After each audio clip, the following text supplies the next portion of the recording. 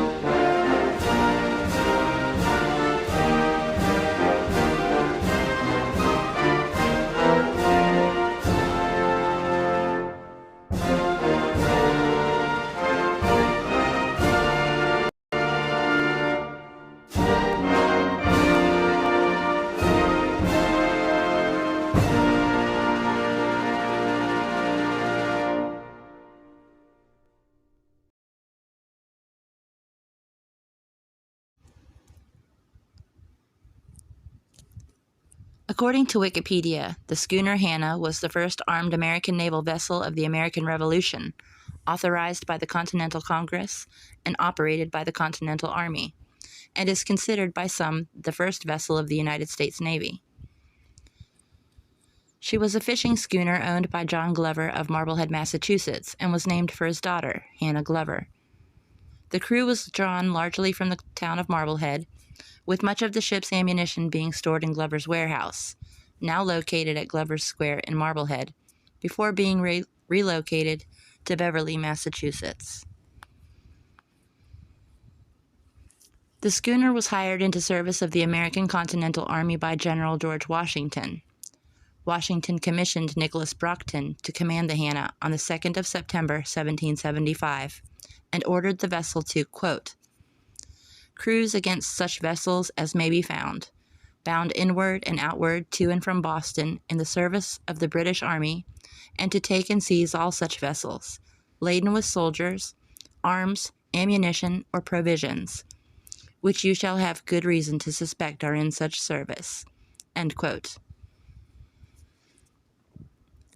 Hannah set sail from the harbor of Beverly, Massachusetts on the 5th of September, 1775, but fled to the protection of the harbor of Gloucester, Massachusetts 2 days later under the pursuit of HMS Lively and a second British vessel. Leaving Gloucester Harbor, Hannah captured HMS Unity. Alongside other vessels fitted out by the Marblehead Regiment, the Franklin, the Warren, the Hancock, and the Lee, the first combined Navy vessels of the Continental Army and Navy, were assembled on Boston's North Shore. 3 of the 4 captains of the ships were residents of Marblehead: John Selman, privateer, John Manley, and James Mugford, who respectively commanded Warren, Lee, and Franklin during 1775 and into 1776. Along with another Marblehead native and naval captain, Samuel Tucker, General George Washington's fleet raided enemy British ships up and down the Massachusetts coast. Quote, with crews of experienced Marblehead seamen, these bold and highly skilled mariners captured enemy supply ships filled with ammunition and armaments that were crucial to the American cause of independence. The fleet was believed to have flown the Revolutionary pine tree flag with the less common motto, "An appeal to God," signifying the crew's loyalty to their New England woodlands and their religion. On one of the schooner's first voyages, it encountered the sloop Unity, which was owned by John Langdon, a member of the Continental Congress from New Hampshire, but had been taken by the British Royal Navy. Rather than returning the ship to its rightful owner, Captain Brockton sailed the ship to Gloucester and requested he and the crew be given the store of salt, fish, beer, and lumber.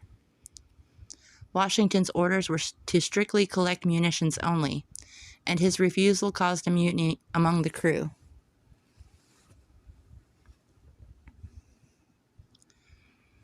Of whom 14 were ordered whipped, but only one was punished.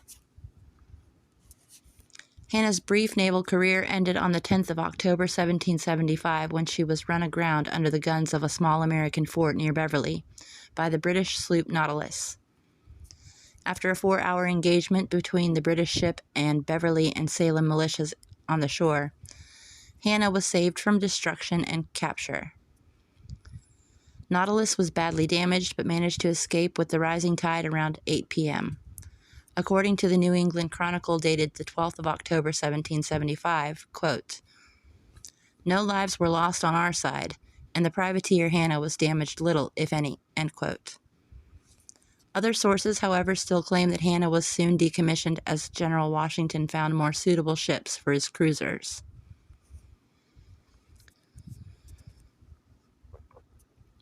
According to legend, soon after Hannah's decommissioning, the schooner was towed to Lee's Wharf in Manchester, where its name was changed to Lynch.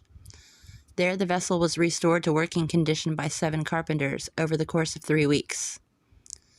In March of 1777, Lynch was sent to France with congressional correspondence for Benjamin Franklin, who was there as U.S. ambassador. Upon embarking on their journey back to the U.S., Lynch and its crew were captured by British ship HMS Foudroyant. Lynch was sold as a prize by the British, and documentation indicates that the schooner was used as a merchant vessel thereafter. Most modern scholars, however, believe that the ship completely was destroyed or at least damaged beyond repair, thus rendering the true fate of the ship unknown. While no imagery of the ship is known to exist, trading and fishing schooners like the modeled picture above, as well as those painted below, are commonly thought to be accurate representations. The city of Beverly, Massachusetts, and the town of Marblehead, Massachusetts, each claim to have been the home port of the schooner. Each continues to assert the honor of being, quote, the birthplace of the American Navy, end quote, from the career of the Hannah. A plaque, currently on display in the Selectmen's Room at Abbott Hall in Marblehead, was discovered in the Philadelphia Navy Yard, proclaiming Marblehead to be the birthplace of the schooner. Beverly refers to itself as, quote, Washington's naval base, end quote. Alongside the plaque is a display detailing Marblehead's storied naval history, especially focusing on the importance of the USS Hannah and the rest of the fleet that became the first of the United States Navy. Similarly, the entrance sign to the town of Marblehead features a small inset of an artist's depiction of the USS Hannah. In June of 1926, the town celebrated the 150th anniversary as the birthplace of the Navy. In 1992, USS Constitution, another important naval ship that protected Marblehead during the War of 1812, on its final unassisted voyage, made a stop in Marblehead Harbor in 1992, before returning to Boston. One of the original gas stations in the town featured a facsimile piece of the hull of Hannah pictured below. After Hannah, Glover refitted 5 more schooners and personally launched another 2 from Plymouth. In the coming months, though, the Continental Congress recognized the need for a navy to accompany Washington's army. Smaller private boats such as Hannah fell out of favor. Along with much of the exhibit in Abbott Hall, the history of the town's involvement in the creation of the world's most powerful navy has been meticulously reconstructed.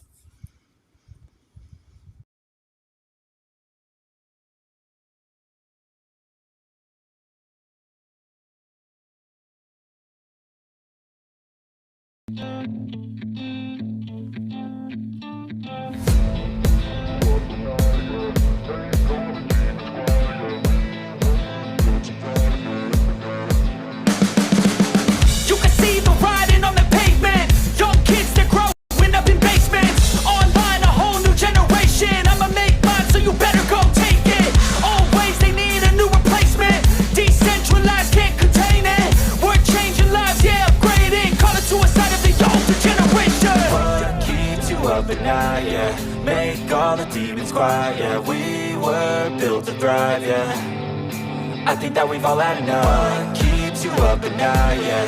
Make all the demons quiet, yeah. We were built to thrive, yeah. I think that we've all had enough. Oh, yeah, I think that we've all had enough. Sick of dealing with the old plan. They know that we're calling it wrong. You got me like, oh, yeah, I think that we've all had enough. Sick of dealing with the old plan. They know that we're calling it wrong. Hey, it's too late to try to go contain it. A generation fueled by creation. We live lives on a small screen nation. We control the airwaves, no negotiation. I refuse to think we need saving. Something good will come from creation. And when we think that the world is too anxious, we'll adapt, evolve, survive, and save it. What keeps you up at night, yeah? Make all the demons quiet, yeah. We were built to thrive, yeah. I think that we've all had enough. What keeps you up at night, yeah? Make all the demons quiet, yeah. We were built to thrive, yeah.